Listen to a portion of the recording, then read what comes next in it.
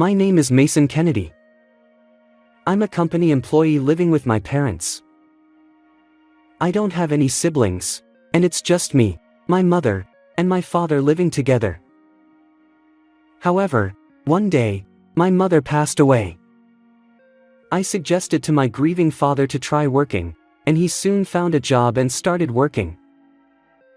However, there was a temporary worker who tried to drive my father out and started harassing him. But later on, that temporary worker didn't know that her actions would lead to the biggest crisis of his life. I was born from a late pregnancy, and my father and mother were significantly older than me, but we had a decent relationship, and although we weren't wealthy, we lived a happy life. However, 3 years ago, one day, my mother suddenly passed away. The cause was a stroke, and she was only 59 years old.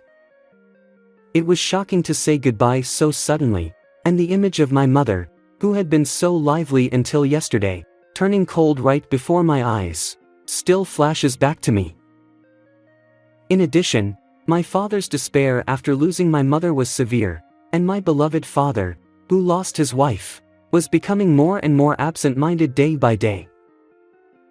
My father and mother were a loving couple even from my perspective as their son, so I guess it couldn't be helped. Time passed, and today I was making a suggestion to my father. It was about trying to work at the company as an elderly person. Elderly workers are dispatched mainly to people aged 60 and over by a public interest corporation called the Elderly Manpower Center. My father was the same age as my mother, so he's 62 years old this year. It's possible for him to register as an elderly worker. My father used to work as a salesperson for a company, and I heard from my mother that his performance was remarkably excellent. If that's the case, then surely my father's skills would still be useful in society. But, Mason, your old man worked as a salesperson in the past. We have enough savings. Is there a need for me to work? I nodded without hesitation at my father's question. Yeah, that's true. Economically speaking, there's no need for you to work. But lately, you've been spacing out more and more, and I'm worried. So if you work, maybe you'll be like your old self again. I could feel my words becoming a bit choked up as I spoke.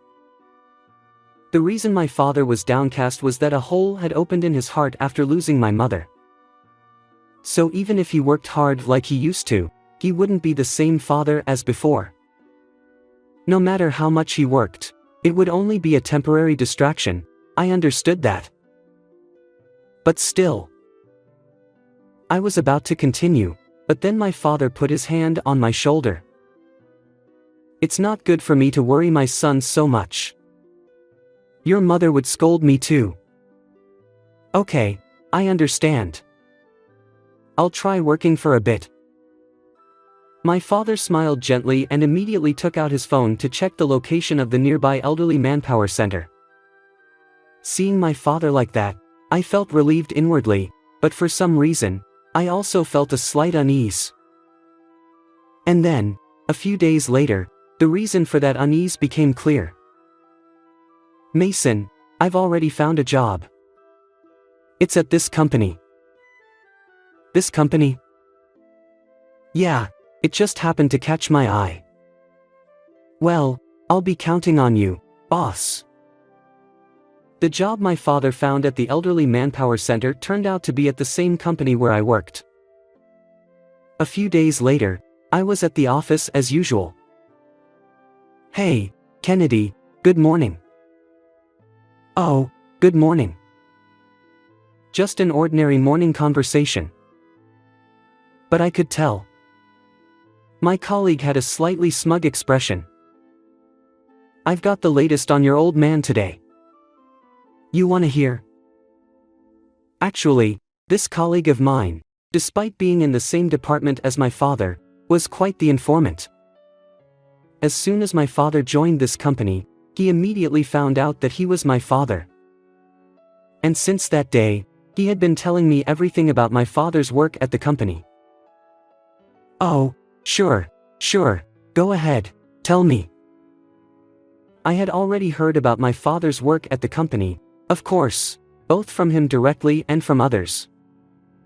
But my father was a reserved person. Even if there were any troubles, he would probably choose to endure them alone. In case that happened, having an informant like this colleague who could tell me things from an outsider's perspective was quite valuable. Don't look so indifferent. I know you're a good son who cares about his parents, so I'm just keeping you updated on your old man. I appreciate it. So, how is my father doing? Extremely well. Even the section chief Matt praised him as a competent person. I see. Since I had already heard from my father himself that he was doing well in the department, I wasn't particularly surprised about that. I felt a sense of relief deep down. Oh, and, Suddenly, my colleague faltered.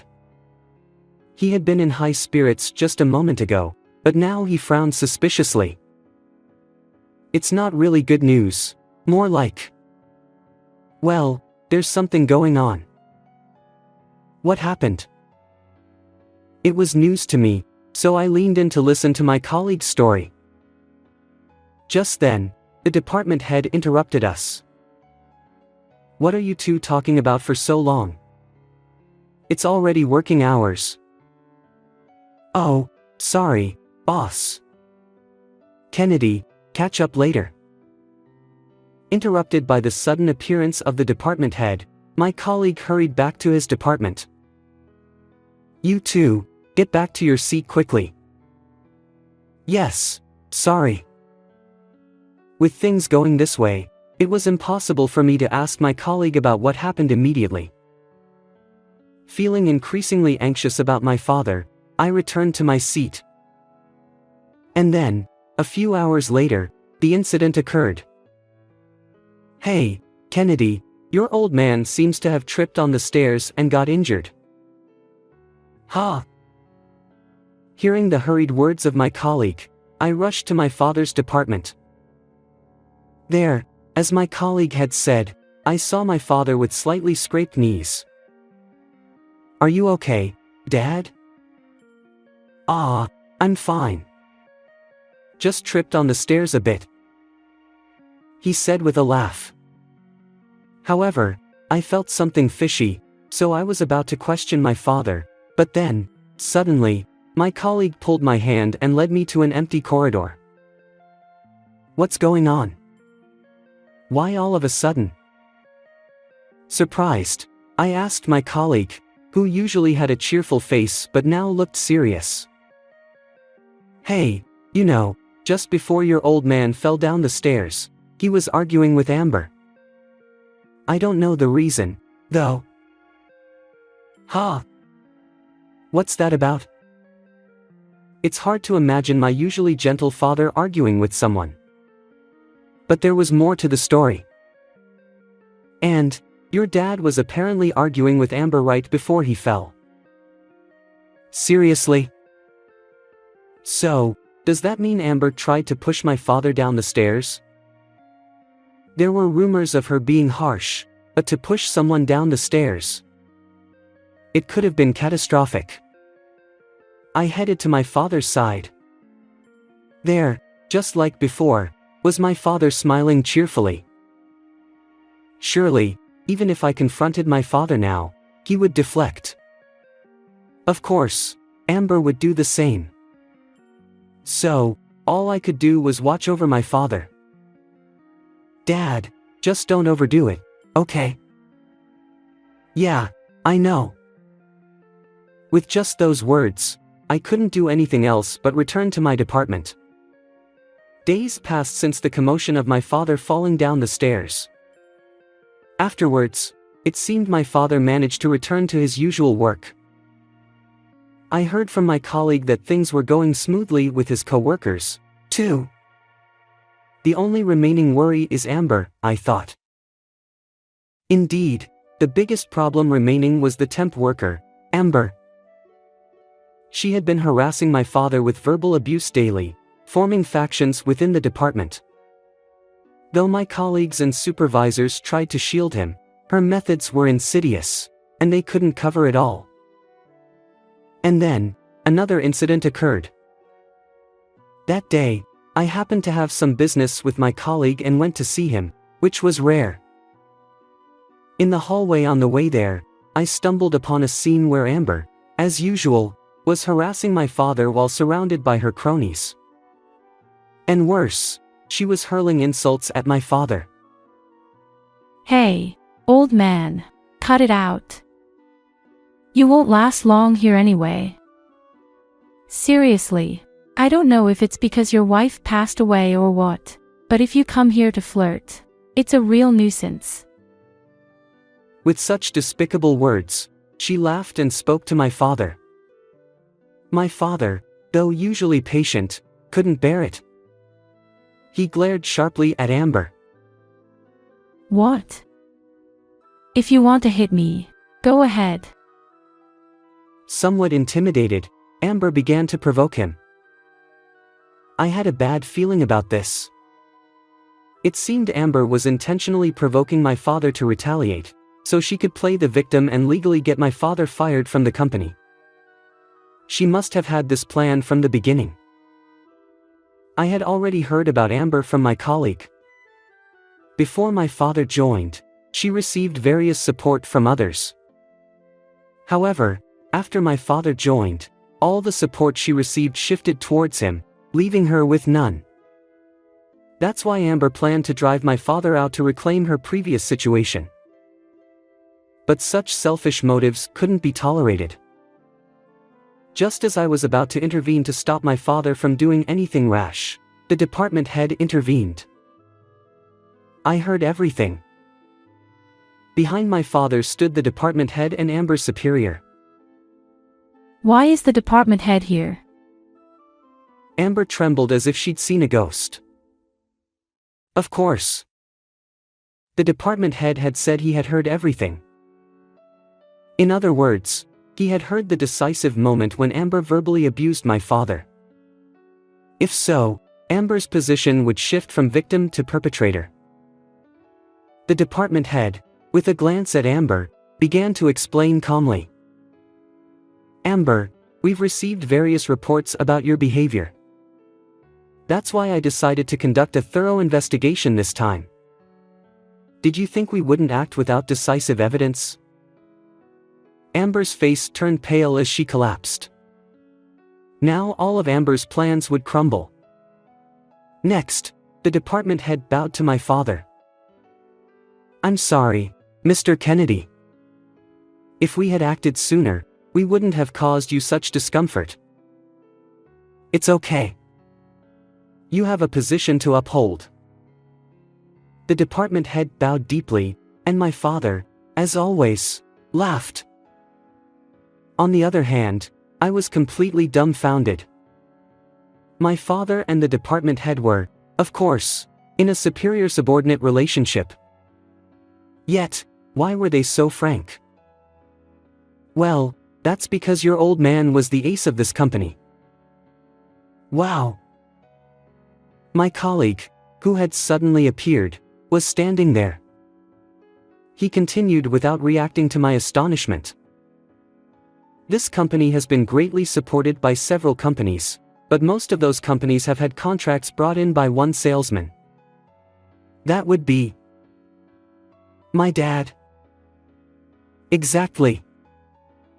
By the way, the department head was apparently one of my dad's subordinates at the time. Various facts were coming to light one after another, but that explained why my father wanted to start working at the company where his son worked. It probably meant that his connections were valuable. Well, your old man is a legend in this company. Man, I'm surprised too. By the way, are you gonna spread this to everyone? Of course. Figured as much. Thus, news about my father spread throughout the company, and in the end, my father settled as a consultant for the company. Well, The original goal was achieved, so there was no problem. My father also said, "If everyone says so, I can't escape. I guess I'll be working for life." And he laughed heartily. Oh, and as for Amber, she couldn't renew her contract and left the company. Well, she wasn't exactly a capable worker to begin with, so it was only natural.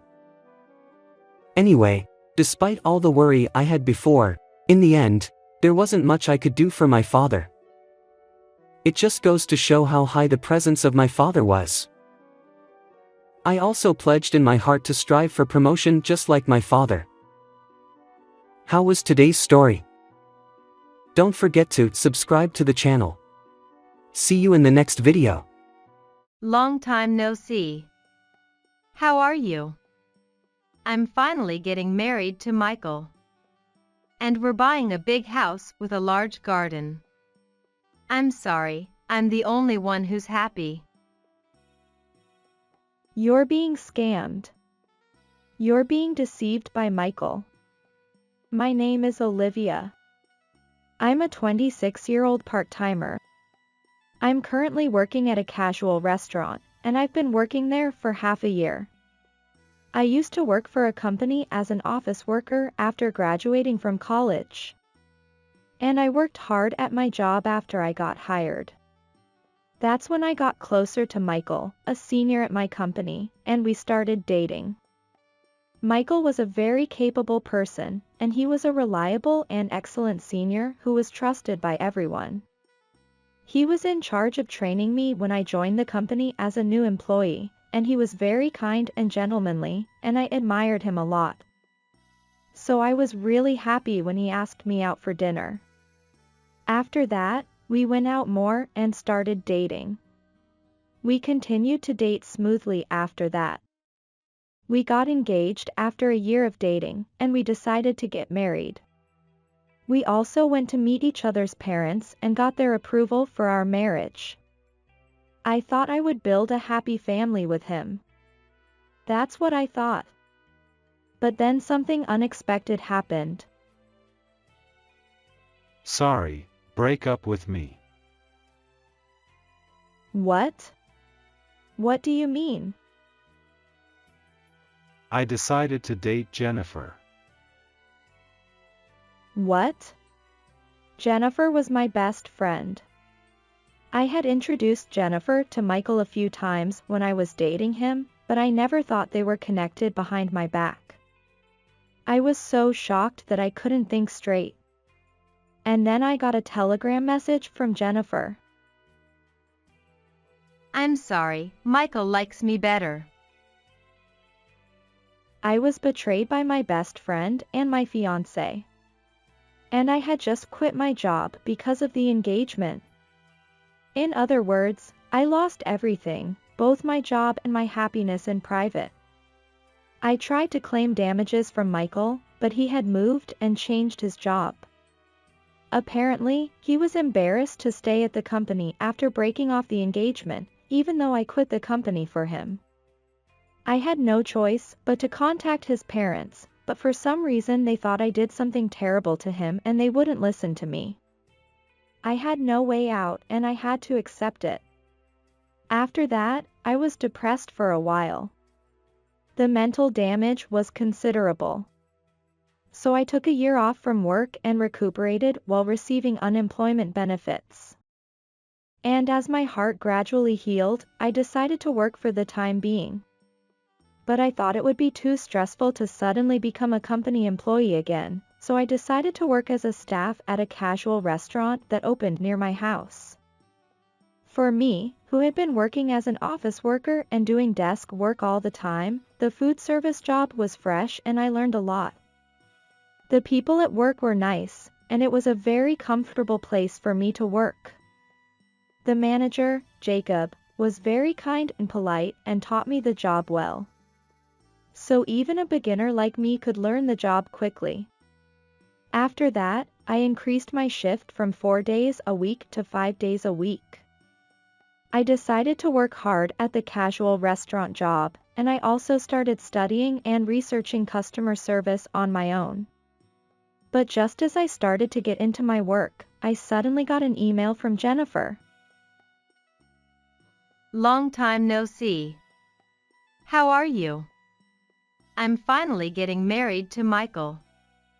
And we're buying a big house with a large garden. I'm sorry, I'm the only one who's happy. I had blocked her on Telegram, but I hadn't set up my email. Jennifer went out of her way to send me photos of her wedding photo with Michael and their house. She couldn't reach me on Telegram, so she emailed me just to show off to me. She's such a hopeless woman. I was shocked that someone like her would steal my fiancé and marry him, but I didn't care about them anymore, so I decided to leave them alone. When I was looking at their photos during my break at work, Jacob, the manager, who happened to take a break at the same time, asked me, "Is she your friend?" He seemed to be curious about Jennifer's wedding dress in the photo. "Oh, no, she is my ex-friend, I guess." Huh? Jacob looked puzzled. I didn't care anymore, so I told him everything honestly. Jacob was surprised to hear my story. Did that really happen? You recovered well. I was a mess right after I was betrayed. I couldn't do anything. That's understandable. I'm glad you're feeling better, Olivia. Thank you. Huh? This guy. He stared at Michael in the photo. What's wrong? Do you know this guy? Well, where did you meet this guy, Olivia? He was my senior at the company I joined. I see. Is he still working there? Oh, no, he had already quit and disappeared when I tried to claim damages from him. I see. I wondered what was going on with Jacob. But the break was over at that moment, so I couldn't ask him anything that day. I kept getting bragging emails from Jennifer. I didn't care much, but I was curious to see what they were about. They were all about how she went to fancy restaurants, or went on overseas trips, or stayed in a suite room at a luxury hotel. But I wondered. I didn't know what kind of job Michael had now, but he didn't make that much money when he was a company employee.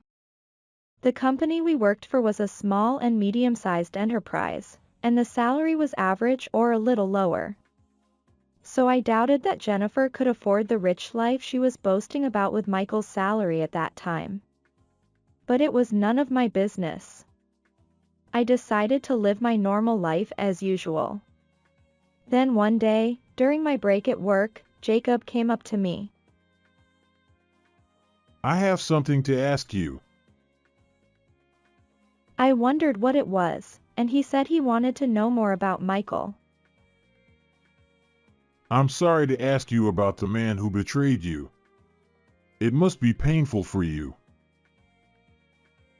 Well, it is, but do you have a reason to investigate him? Actually, I was surprised to hear Jacob's story. I couldn't believe that Michael had done such a thing. I decided to cooperate with Jacob. I told him about the bar where Michael was a regular, his hobbies, his way of thinking, and we thought of places where Michael might go. Then we went to various places and found Michael. But if I contacted him, he would run away again, so Jacob contacted him. Jacob was friendly, and Michael gradually opened up and started to spill his crimes. When we had enough evidence, I contacted Jennifer. I unblocked her on Telegram and called her.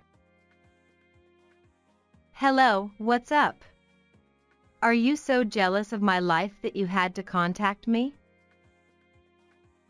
No, that's not it. I wanted to warn you. Warn me? About what? About Michael. You're not being deceived by him, are you? Huh? I'm being deceived? What are you talking about? There's no way. Don't say weird things out of jealousy. You said he bought you a house with a large garden, right? Did he pay for it in full? Huh? Why are you asking me that? Just tell me. He said he took out a loan. What, you didn't give him any down payment or anything, did you? Well, yeah, I gave him about $15,000, but he said he needed it and asked me to lend it to him. Really? Did he ask you to bring anything else? Yeah, he said he needed some important documents, so I gave them to him and left the rest to him. Oh dear, is that so? What's with you? What are you trying to say? That's probably a scam. You're being deceived by Michael. Huh? What are you talking about? There's no way Michael would do such a thing. He sure knows how to act sincere. I was fooled too. Hey, Michael is not your fiancé anymore, he's mine. I won't let you badmouth my Michael. Suit yourself. But I warned you. Humph, you're such a loser and a pathetic woman. Don't ever contact me again. She hung up the telegram call. She's hopeless if she's brainwashed like that. Oh well, I'll have to find another way to contact Michael and Jennifer. And Jacob and I decided to execute another plan. That was when Jacob, who had become friends with Michael, tried to double date with Michael. Jacob said that there was a way to make more money easily and invited Michael out. They agreed to meet at a cafe, and when Michael and Jennifer arrived, Jacob and I came out. They were surprised to see me. Why are you here? Why are you here? I couldn't meet you guys unless I did this. Don't mess with me, I'm leaving. Jacob stopped Michael from leaving the place. Wait, if you run away now, I'll call the police. Huh? What do you mean? Weren't you on my side? Why are you with Olivia? Olivia and I are colleagues at work. And we are here together to punish you. Punish? Michael, you have committed marriage fraud twice, including this time with Jennifer, haven't you? What are you talking about? Michael was flustered. Then Jennifer shouted at me. Hey Olivia, what did you do? Did you tell this stranger something weird? Shut up and listen. I glared at Jennifer and silenced her. And Jacob continued his story. I was in Australia about 6 years ago, and I had an American friend named Sophia. As soon as Jacob said that, Michael's face stiffened. Sophia? Yes, the Sophia you know well. You promised to marry her, but you stole $20,000 from her for the wedding expenses and ran away to the U.S. Michael was silent, blinking his eyes. What? No way, Michael. Even Jennifer was surprised. She was very depressed after you betrayed her. I was close to Sophia's father, who was my father's friend. He took good care of me when I was in Australia, and he was very angry with you. But we finally found you. Today, we have Sophia and her father here with us. What? Then the door of the cafe opened and two people came in. Michael was startled to see them. I finally found you. You bastard, you know what's coming for you. Ah. Michael tried to run away, but we all stopped him. And he was turned over to the police for marriage fraud. Jennifer watched in surprise as Michael was arrested. So he was spending all the money he got from fraud. Thank you, Olivia. I was almost deceived too. She said that with a relieved expression. What are you talking about? Huh? I haven't forgiven you. I'll sue you for damages for adultery. I know where you work and live now, because I hired a detective agency. I'll chase you to the ends of the earth. What? I sued Jennifer for damages through a lawyer. I made her pay $20,000. I also sued Michael, who was arrested, for damages. That's how Michael ended up with a huge debt, including a fine. Michael's parents paid back the money he stole from Sophia. He probably won't repent, but I hope he pays his parents back properly. After that, Jacob and I got closer and started dating. And I was surprised to find out that he was the son of the owner of the casual restaurant chain, and he was supposed to take over as the president someday. He was working at the store as a field training, and he was about to start working at the head office soon. He said he liked me because he was attracted by how I worked hard at my job. We dated smoothly and he proposed to me and we got married.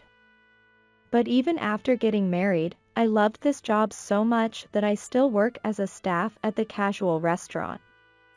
I never thought my life would turn out like this, but I decided to cherish the bond one got and enjoy my happy married life with my husband. It's shocking that your ex-fiancé was a fraudster.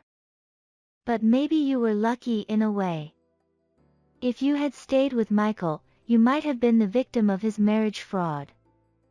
You not only got damages for his adultery, but also married the son of the president, and hit the jackpot. You ended up being the best off.